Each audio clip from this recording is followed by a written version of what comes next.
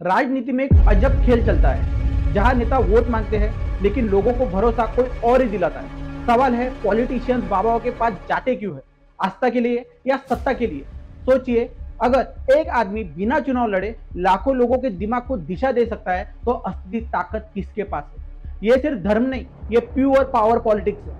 मैं हर्षल भूसारी, political researcher end game of power book का author, आपका हमारे इस चैनल पर स्वागत करता हूँ।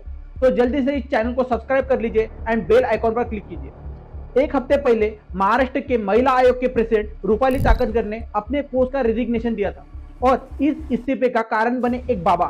तो चलो हम डिटेल में समझते हैं नेता और बाबा के बीच का पावर गेम कैसे काम करता है। ये बाबा कौन है?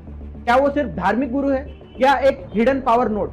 राजनीति में दो तरह के लोग होते हैं, एक जो सिस्टम कंट्रोल करते हैं और दूसरा जो लोगों के दिमाग। पॉलिटिशियन सिस्टम चलाता है, कानून बनाता है, फैसले लेता है, लेकिन बाबा वो विश्वास और श्रद्धा को शेप करता है, सोच को दिशा देता है और जब सोच कंट्रोल हो जाए तब फैसला अपने आप कंट्रोल हो जाता है। इसे ही इन्फ्लुएंस करना कहते हैं। पॉलिटिशियन को बाबा से सबसे बड़ा और इम्पोर्टेंट एक एसेट मिलता है और वो है रेडीमेड वोट बैंक। जहां लोगों के बीच ट्रस्ट बनाने के लिए सालों या कभी कभी दशक को लगते हैं, वही ट्रस्ट बाबा के पास वो पहले से ही अवेलेबल होता है। बस एक सिग्नल और लाखों लोग एक डायरेक्शन में मूव करते हैं। दूसरा है इमोशनल लेजिटिमेसी।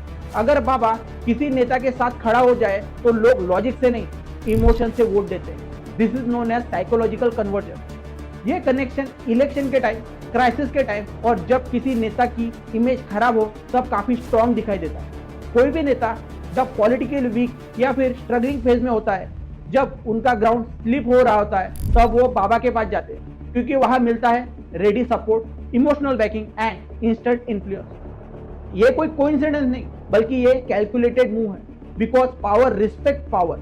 आपको इंटरेस्टिंग लग रहा है तो वीडियो को जल्दी से लाइक करें। ये game rural India, semi urban region जहां इंस्टीट्यूशन वीक और बिलीफ सिस्टम बहुत ही स्ट्रांग होते हैं, जहां लोग फैक्ट नहीं फेथ फॉलो करते हैं और जब फेथ कंट्रोल हो जाए डिसीजन अपने आप कंट्रोल हो जाते हैं। Where logic is weak, faith becomes power.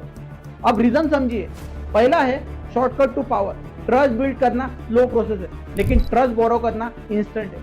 Second है mind control is greater achievement than system control. Election सिर्फ पॉलिसी से नहीं बल्कि परसेप्शन से जीते जाते हैं। थर्ड है डिपेंडेंसी क्रिएशन। बाबा गाइड करता है, पॉलिटिशियन इनडायरेक्टली कंट्रोल करता है। This is known edge layer power.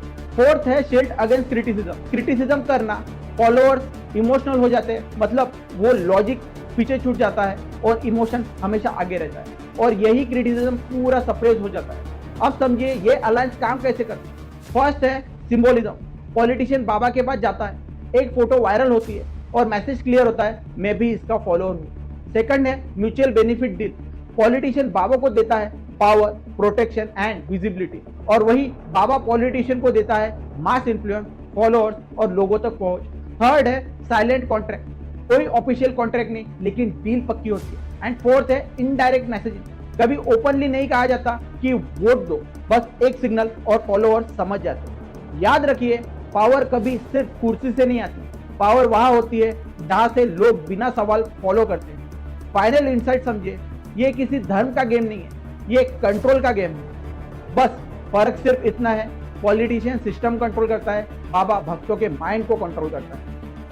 और असली पावर वो होती है जो दोनों को कनेक्ट करता है, क्योंकि जब सिस्टम और माइंड एक डायरेक्शन में चले तब आउटकम कंट्रोल होता है।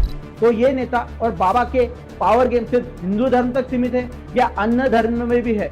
तो हमें कमेंट में बताएं। अगर आपको ऐसे हिडन पावर गेम समझने हैं तो चैनल को सब्सक्राइब कर लीजिए एंड बेल आइकॉन पर क्लिक कीजिए। ये पावर गेम समझने के लिए वीडियो ज़्यादा से ज़्यादा लोगों तक शेयर करें, क्योंकि यहाँ सिर्फ न्यूज़ नहीं, रियल पावर डिकोड होती है। जय हिंद, धन्यवाद।